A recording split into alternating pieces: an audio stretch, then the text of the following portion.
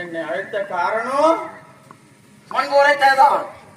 நீ கேட்ட நரபலிகள் மட்டுமல்லாமல் என் உயிரிழந்த சொல் அனைத்து நீ கேட்ட ஒவ்வொரு பலியும் கொடுத்து விட்டேன். நீ உரைத்தபடி எனக்கு அடிமையாக விட வேண்டும். அப்படியா? உனக்கு நான் அடிமையாக வேண்டுமா? வேறு யார் ஒரு வேண்டுமானால் கேள். ஆனால் உனக்கு மட்டும் நான் அடிமையாக மாட்டேனடா.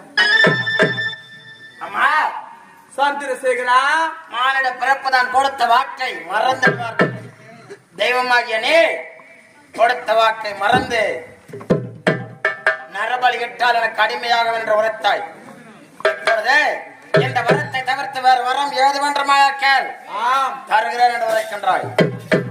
அம்மா சந்திரசேகரா, எனக்கு என்ன வேண்டும் தெரியுமா? யாது ஒரு வேண்டும் கேள், தடையில்லாமல் தருகின்றேன். அம்மா சந்திரசேகரா, என்னுடைய கிராமத்திலே மக்கள் அனைவரும் என்னோட கிராமத்தை விட்டு சென்று விட்டார்கள். ஆகையால் என் கிராமமே வரிச்சடை காட்சியளிக்கின்றது. ஆகையால் கஜாவிலே என்றுமே பொன்னும் பொருளும் காட்சியளிக்க நிறைந்திருக்க வேண்டும். அது மட்டும் இல்லாமல் நோய் தீர்க்க வேண்டும் என்று உரைப்பார்கள். என் கிராமத்தை என்றுமே நோயோ நொடியோ தீண்டாமல் இருப்பதற்காக தங்கள் எடுப்பை அனுமதிக்கிறது.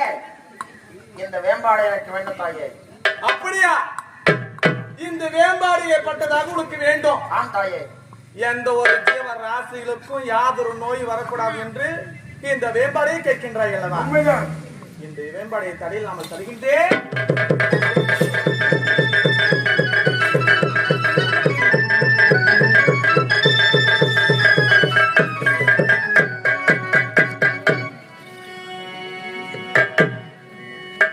சந்திரசேகரா,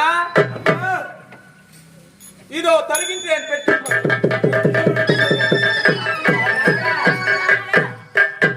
சந்திரசேகரா, அம்மா நீ கேட்டவருக்கு தந்து விட்டேன் அல்லவா? இன்னும் ஒரே ஒரு வரம். இன்னொரு வரம் வேண்டுமா? ஆம் தாயே. வரம் கேள். என்ன தெரியுமா? என்ன? இந்த சந்திரசேகர ஜமீன்தாராக இருந்தால் தற்போது சந்திரசேகர நயினாராக புனை பெற்று விட்டாயினே.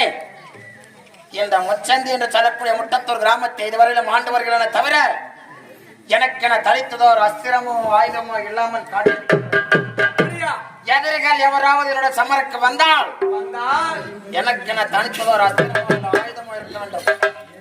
நான் நிராயுத பணியாக காட்சியளிக்க கூடாது. ஆகையால் தங்கள் கரத்திலே இருக்கக்கூடிய சோழாயுதம் இருக்க வேண்டும் தாய். என்ன? இந்த சூழாயுதம் வேண்டுமா?